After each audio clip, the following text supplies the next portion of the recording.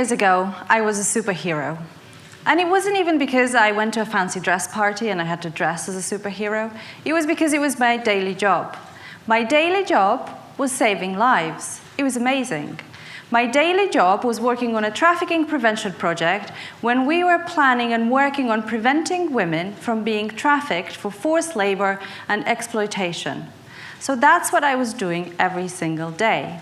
And we were doing that in two ways. One, we were raising awareness about what trafficking is, why it happens, what the dangers of trafficking are. And two, we were providing women with access to the economy and access to employment so that they can earn enough money to support themselves and their families and not put their lives in danger. So as I was sat there at my computer, planning, making grand plans for my superhero job, planning key performance indicators around how many women we're going to save that year, I could almost feel a superhero cape on my back. It was there. It was so heroic. And then one day, I started visiting those women in their employment to see how they're doing, expecting that I'm going to get so much gratitude for saving their lives.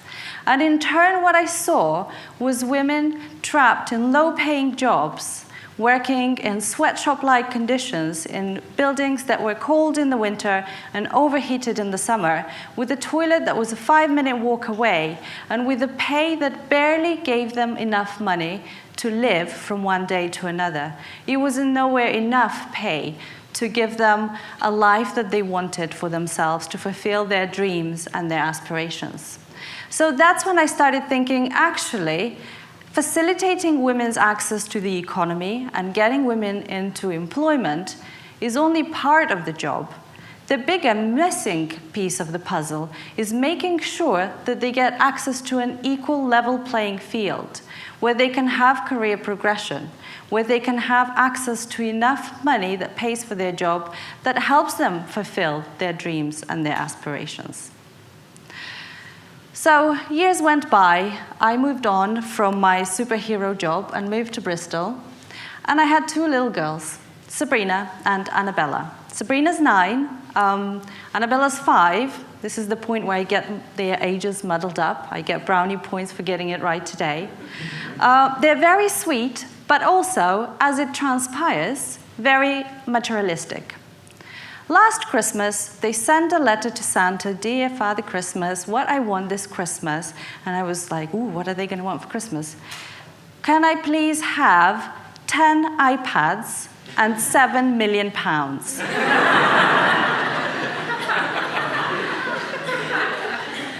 I mean, the £7 million I can almost understand, although it seems like quite a random figure. But why would anyone need 10 iPads?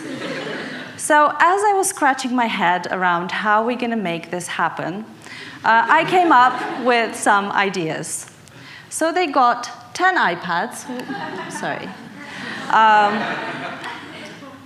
The 10 iPads. They were not as happy as they look on the picture about the 10 iPads. I forced them to smile. But they also got the £7 million. And it was fake money, obviously. If I had £7 million, I would not be here right now doing this talk. But it was the crispness of the paper and the lookalike to the money that actually really pleased them. Unlike the 10 iPads, this was like a real actual gift that made them happy. And the thing that I was thinking is, because they're girls, when they're older and they enter the economy, the money that they hold in their hands is never going to be the same as the money that men hold in their hands. And that is because we have a gender pay gap in our society. In the UK, the gender pay gap is at 20%. The further out of the UK you move, it can get up to 60% gender pay gap, which means to every £1 earned by a man, a woman could earn as little as 40p. So this is the world that they're growing into, and it seems a bit unfair. And the reason I know that this might be the case when they're older is because the World Economic Forum estimates that it will take 217 years for the gender pay gap to close. 217 years. The same World Economic Forum estimates that by 2030, most of us will be in self-driving cars. The World Economic Forum estimates that by 2030, hospitals will be on their way out. We will have less accidents because of the self-driving cars, and a lot of the healthcare will be automated and happening at home. By 2030, we will be on our way to the red planet. And yet, when we're there, in 2030, we will still be 200 years away from having no gender pay gap. And so it didn't seem like a fair thing, and it seems like technology is being used and data is being used to help shape so many other areas of our lives and make our lives better and faster, and yet, why are we not using technology to help us achieve equality and close the gender pay gap? So out of this thinking, the idea about Gap Square was born. Gap Square is a piece of software that we have started a couple of years ago to help companies look at their payroll and HR data and get insights into why they have a gender pay gap, insights into what the gender pay gap looks like and what it could look like, and specific data-driven insights that stem out of their payroll data and out of their HR data that can help understand what specific data-driven steps can be taken to close the gender pay gap much faster. So what's going to happen next is I'm going to share with you 3 key insights that are coming out from our research and our software that can help accelerate progress and close the gender pay gap so that when we're there in 2030, we can be much closer to a fair working environment than we are today. Key insight trend number 1, flexibility in work can close the gender pay gap. I mean, if you think about it, it seems like a no-brainer. Flexible working. We live in a world where we can communicate with people that are thousands of miles away. We can do tasks using technology and using computers. But when we look in our data through our software, a mere 6% of jobs are actually flexible jobs. And when you look at the pay data behind those 6%, they are primarily the lower paying jobs. The higher up the hierarchy you go, the less likely that your job will be a flexible job. And when we talk to companies about this data that is emerging from the HR and payroll and we question that, the main answer is that we've always done it this way. The higher up you go, the more you need to be in an office from 1 hour to another hour and actually do overtime. But the bigger question is, if we always do things the way we used to do, are we really going to make any progress? So this data that we are finding around flexible working is actually pinpointing a very specific issue that companies can address in closing the gender pay gap. Key finding number 2 is recruitment and career progression still very much happens based on old ways. I mean, when I was looking for my first job about 20 years ago, obviously I was looking for jobs when I was a baby, I used a CV to apply for jobs. And when you look at the employment market today, the CV is still being used as a tool to identify people that are fit for a specific job. The jobs that existed then don't all exist nowadays, and we have so many new jobs that have come up over the past few years, like social media manager or other types of jobs. But we still use the CV, that is a piece of paper that talks about your previous experience rather than what you can do in the future to recruit people and promote them in their jobs. And one of the biggest things that's coming up through our software when companies have run this year, it was data for 200,000 employees in the UK. One of the key things that is emerging is a lot of the women are being recruited into the lower paying jobs. And when it comes to recruitment and career progression for people into higher paying jobs, they are more likely to be filled by men.